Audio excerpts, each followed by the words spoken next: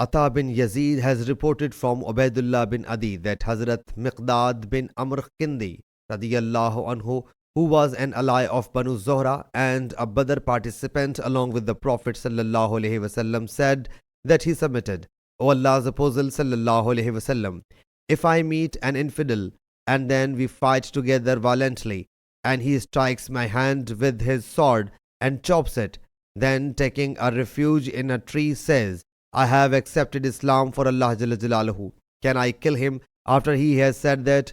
Allah's Apostle sallallahu alaihi wasallam said, don't kill him. He submitted, O Allah's Apostle sallallahu alaihi wasallam, he has cut off one of my hands before uttering these words. Shouldn't I kill him even then?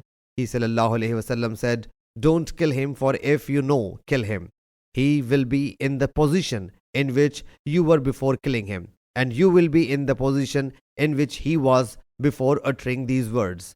Sahih Bukhari Hadith number 6865.